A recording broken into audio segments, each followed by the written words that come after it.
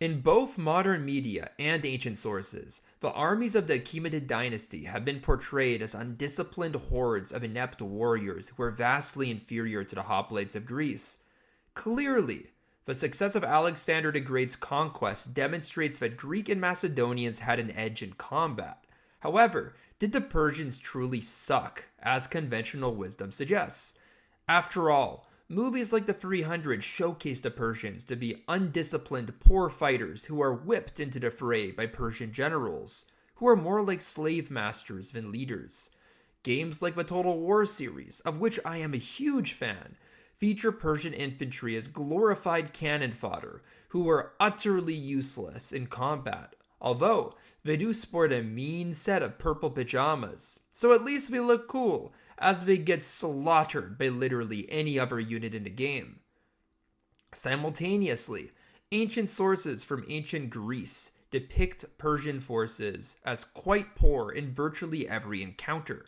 One source, which I read, which particularly stood out to me, was Xenophon's Anabasis, which describes the journey of 10,000 Greek mercenaries who fought in a Persian civil war, but they were on the losing side. After the decisive battle of Cunaxa, where the prince they were supporting was killed in battle, the 10,000 Greek mercenaries who survived the battle needed to march 3,100 miles to get out of Persia and reach the Greek colonies on the Black Sea. Nearly the entire time, these Greeks were being pursued by mounted or otherwise much lighter Persian infantry, and despite their constant encirclement, exhaustion, and lack of supplies, these Greeks were so far better led, trained, and armed that they were able to maintain their dominance over the battlefield and make it home. Stories like these illustrate a one-sided dominance where Greeks and Persians interact. Yet, they are far from the full truth of these encounters. After all, the Persians under the command of King Xerxes, yes, the extremely weird and pierced guy from the 300 movie, burned Athens to the ground. Countless Greek colonies were also conquered by the Persians. I mean, that was the point of the First Persian War.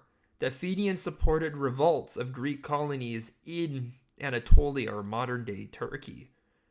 But these were Greeks who were under the thumb of the Persian Empire. And even the Macedonians were nominally part of the Persian Empire for a while. Clearly, the Persians did not suck, nor were they as powerful as a superpower should have been. As such, this video is going to attempt to find a middle ground and offer a more truthful and authentic assessment of how good ancient Persian armies were. So as a way of organizing this video effectively, I thought it best to try to explain why the Greeks were able to topple the mighty Persian Empire, the greatest empire in history up to this point, rather than give like a grand overview of how the Persian army was organized. Because ultimately what I'm trying to do is refute this conventional argument that the Persians sucked. So I think it's more effective to do this, and also much easier on me than have to put in all the vast research and organizational ability to actually piece together like a full-on documentary on the Persian Empire and how it was armed, because ultimately I don't know all this information. But what I do know is a very specific group of information on how the Greeks and Persians interacted in combat. So let's just focus on that. So first I want to focus on the way that the Persian army was led, because this is ultimately the leader is really the biggest figure that military history records, right? I mean, ultimately, whenever you read about any type of battle from any period in history, you get the two names of the commanders. So how did one become a commander of the Persian army? Well, ultimately, the Persian army was led by its king. This king was considered a king of kings. He was more or less considered a deity on the earth. And ultimately, he was the grand commander of all the Persian armies. However, ultimately, a king cannot be in 50 places at once. And because the Persian Empire was so vast, There could be many wars ongoing upon the frontiers and all of that. So there were smaller Persian commanders, and these were typically other Persian nobles. Although not always. History has recorded some other ethnicities managing to get a general here or there, but ultimately it was primarily the king of kings or a noble that was related to his family who would lead the armies. But the thing is that whenever a noble did get put in charge of an army, the expectation was that they were leading a more minor campaign. Say they were putting down rebellions in one of many provinces of the Persian Empire, like Lydia or Media or Bactria had many rebellions.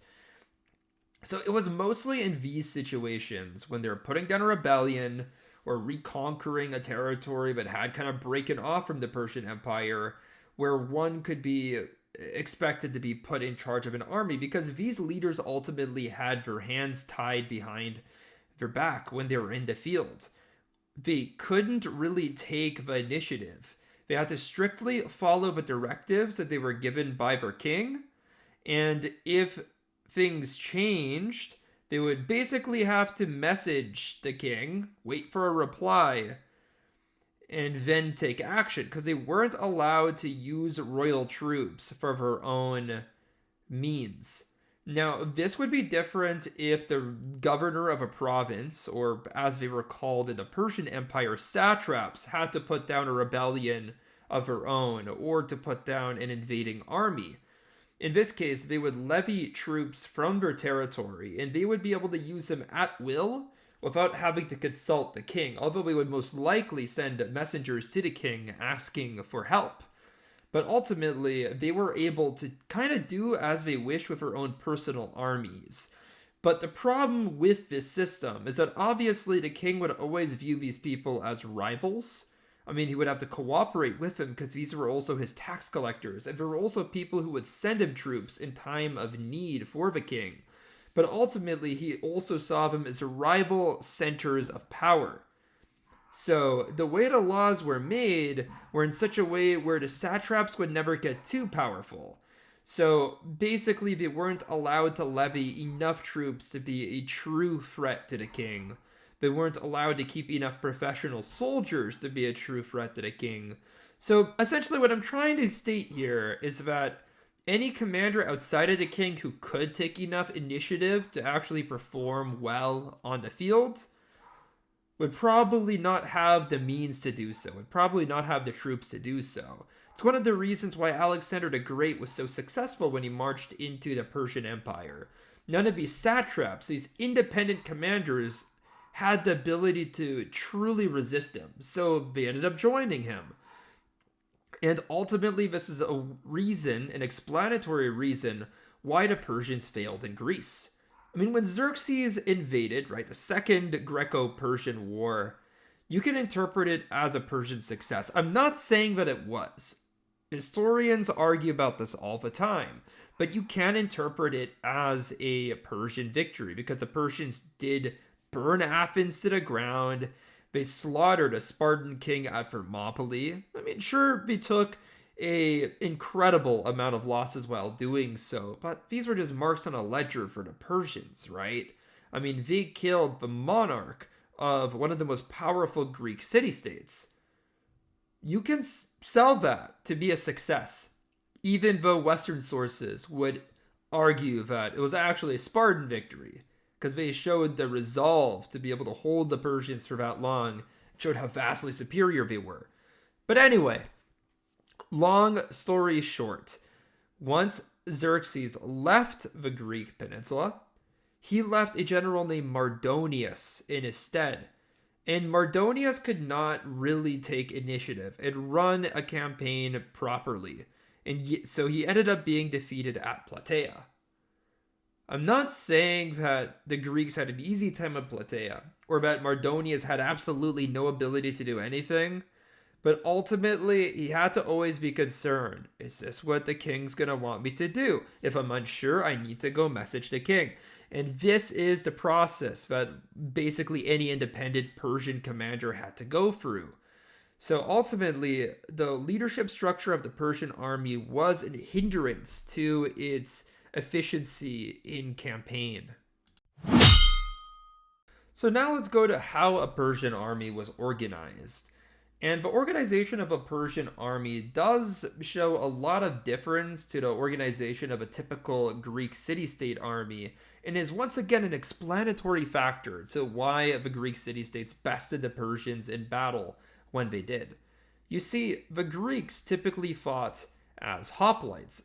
What I mean by Greeks, though, when I say this, is that I mean the Greek middle class and nobility, the well to do people of society who can afford to arm themselves properly, who could afford to send their children when they're quite young to wrestling classes and to athletic schools, so they actually had a proper training to do well at warfare.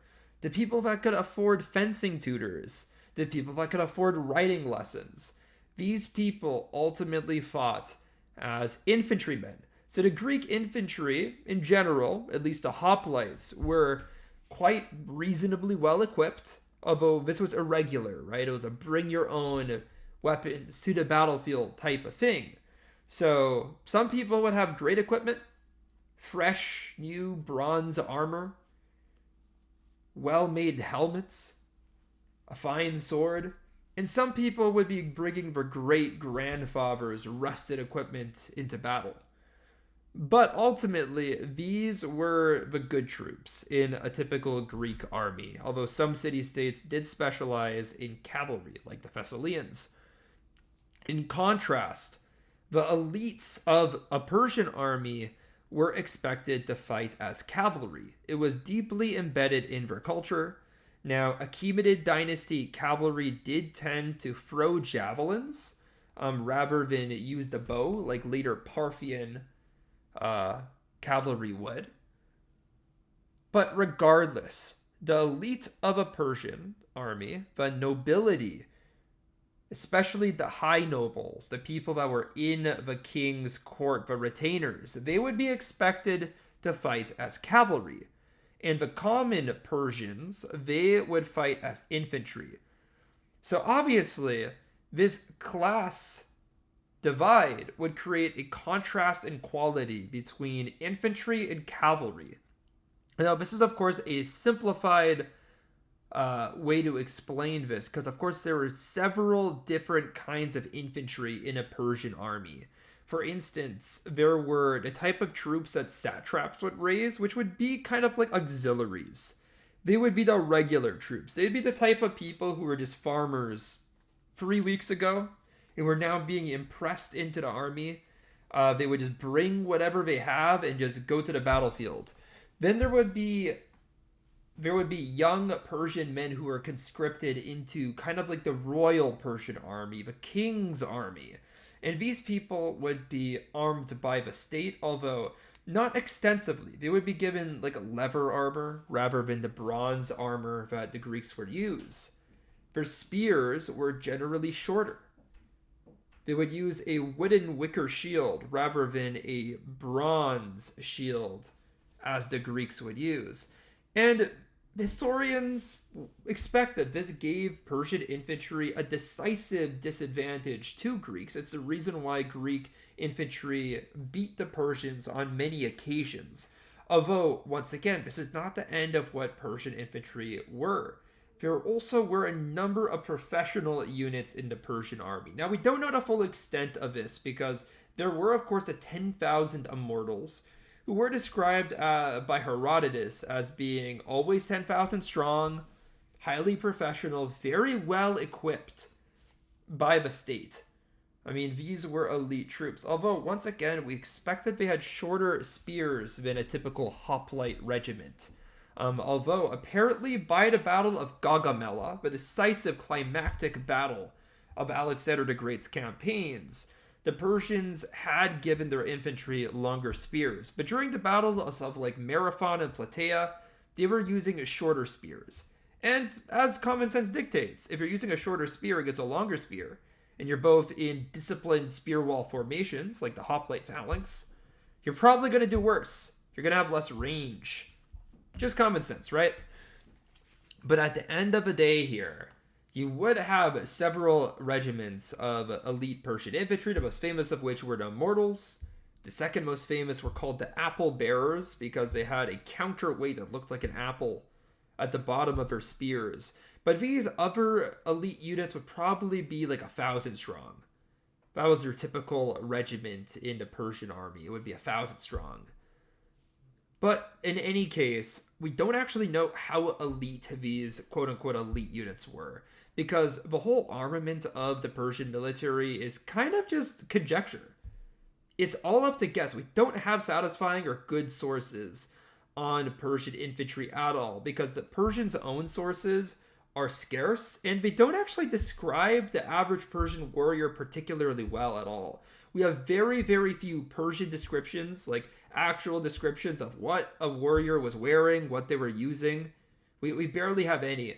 Most Persian writings that we have in warfare are highly logistical or bureaucratic in nature, or they describe the outcome of battles and the outcome of wars, but we don't have the story-like descriptions.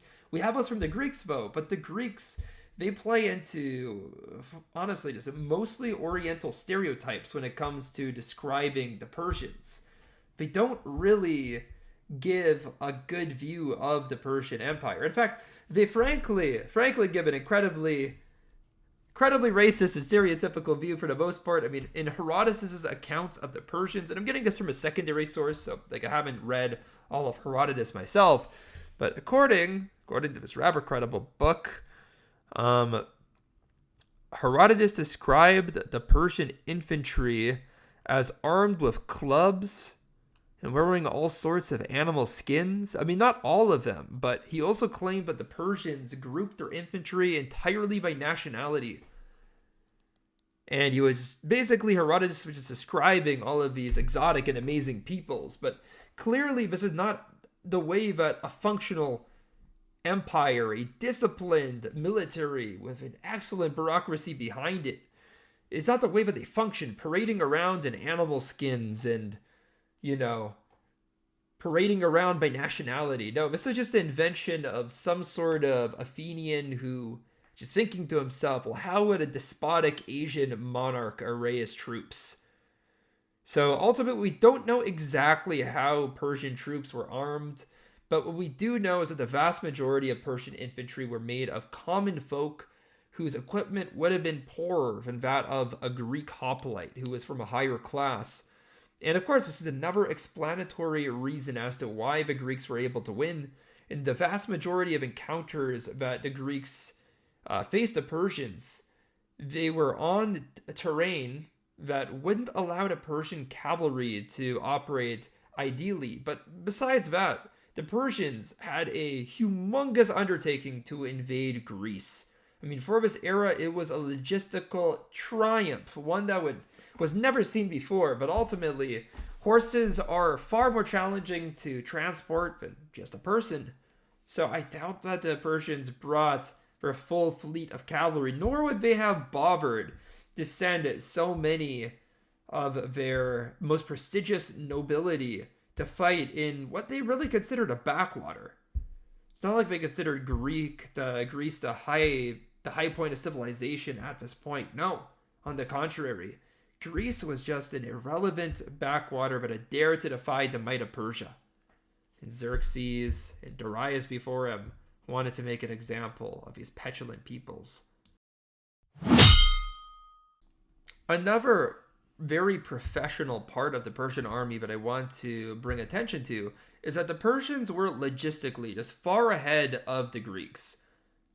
I mean, if you just read about Philip the Great, right? Alexander the Great's dad, so we're at that point. His campaigns, you would notice in the accounts that Philip struggled quite a bit with sieges. I mean, at first he didn't quite understand, how do we bring the walls down? How do we properly deploy siege engines? I mean, he had to hire a bunch of foreign engineers to help him with all of these endeavors. In contrast, when Xerxes invaded Greece, like 100 years before, he already had a fully assembled team of logistical experts and engineers that helped him do all of the stuff he did. I mean, a full bridge of ships supplying that many men far away from home? I mean, these were firsts for civilization anywhere, and the Persians pulled it off. They had full engineering corps. They knew how to do siege warfare better than any other civilization on the planet up to that time, other than perhaps the Chinese. They were leaps and bounds ahead of any Greek city-state when it came to these types of things. And of course, this entire system was used against them when Alexander the Great invaded, Anatolia, modern-day Turkey. Alexander was able to use all of these complex webs of supply lines, road systems, and of course, use of these engineers, not the exact ones that Xerxes used, but of course, hire local engineers to help him besiege cities like Tyre, like Gaza later. And it's just a testament to how well the Persians developed this part of warfare. Of course, these engineers don't exactly help you. They don't exactly help you when it comes to open field battles. But let's just say that there was a reason why the Athenians abandoned their city before the Battle of Salamis and allowed it to burn because they knew they couldn't hold it. And think about it like this. The Athenians basically held cozy inside of Athens for 20 or 30 years during the Peloponnesian Wars because they knew that the Spartans couldn't attack their walls and succeed. They didn't think the same thing against the Persians. They knew that if the Persians attacked the walls, they'd get into the city pretty quick.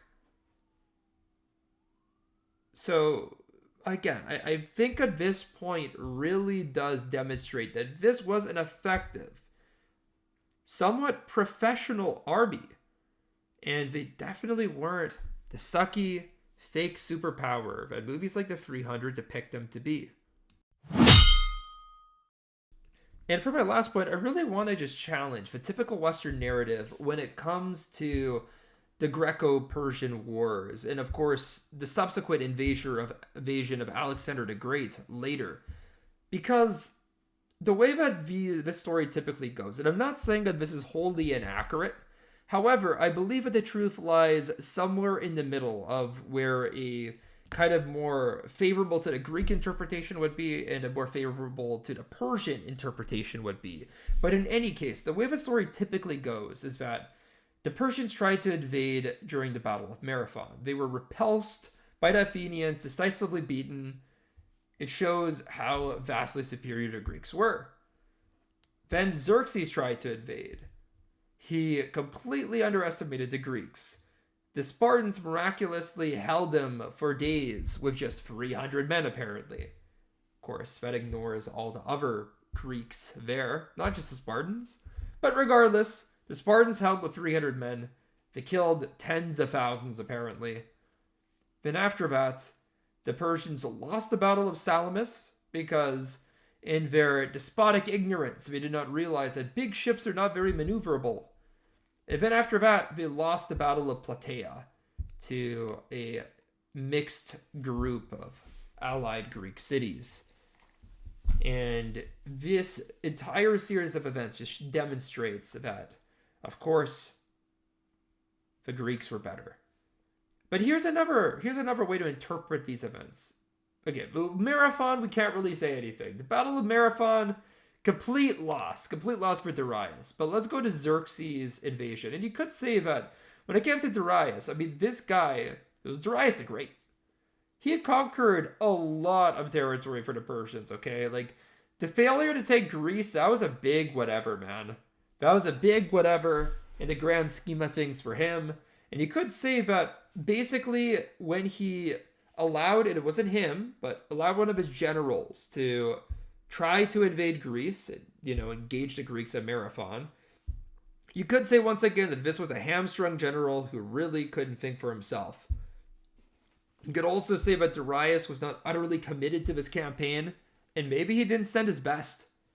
But regardless, let's look at this a different way, right? Let's look at this a different way.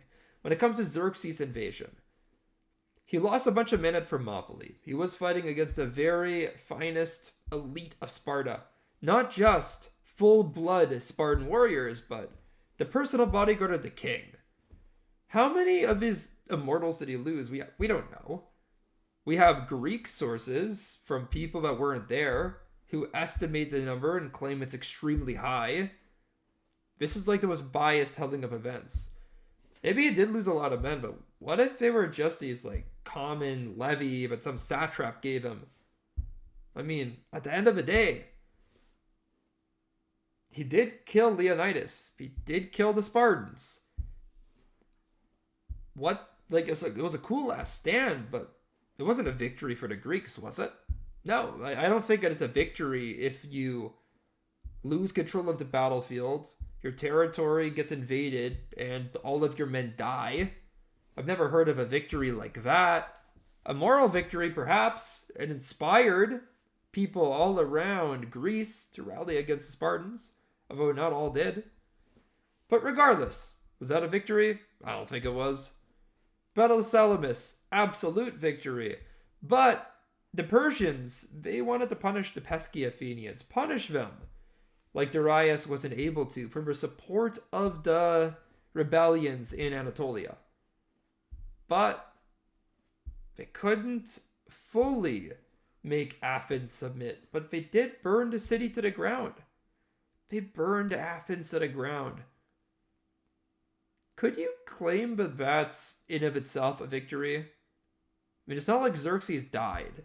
It's not like Xerxes decisively lost any battles where he himself was in command in an utterly disastrous and embarrassing way. Battle of Salamis, sure. It was a misfortune, we could say, but over half the Persian fleet got away. Wasn't some sort of decisive, crushing defeat that ruined the empire. Nothing even close to that. Then Xerxes went back. He clearly thought that his job was done. He left Mardonius in charge, and Mardonius lost the battle on his own. Would that really matter to the High King? It would be an annoyance, but at the end of the day, the Persian Empire was the personal empire of the Achaemenid dynasty, of that royal house, that royal Persian family. And if some general lost a battle who's not a member of the family, it kind of was okay. Of course, terrible, but it was okay. The empire would go on. And then we come to Alexander the Great. And I must simply put this out here, but Alexander the Great never lost a battle. Never lost a battle decisively, a battle that actually mattered, when he himself was in command.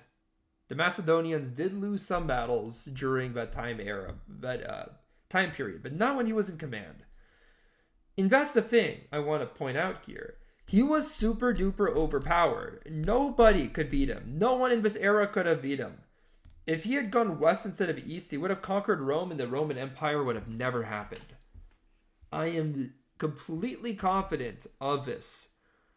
So I just like to say, like, the fact that the Macedonians beat him, the Macedonians had a fully professional army of men who had fought together, shoulder by shoulder, for 20 to 30 years. This is not a surprise. This is not a humongous surprise, all right, guys? Alexander the Great was an enigma. One that would very, very, very rarely be repeated in history. And ultimately, I don't think that it's demonstrative of sucky Persians that they lost to him. I think it is demonstrative of how amazing, innovative, and powerful the Macedonians were in this time period. So that's my argument, guys. So there you have it. My reasonings and explanations of why I believe the armies of the Achaemenid dynasty are misrepresented in Western sources as a poor fighting force. Additionally, I hope my commentary effectively stated the strengths and weaknesses of the Achaemenid military and how these factors led to the Greek victories that we see in history. But anyways, I hope you enjoyed the video. Please leave a comment and a like, and I'll see you in the next one.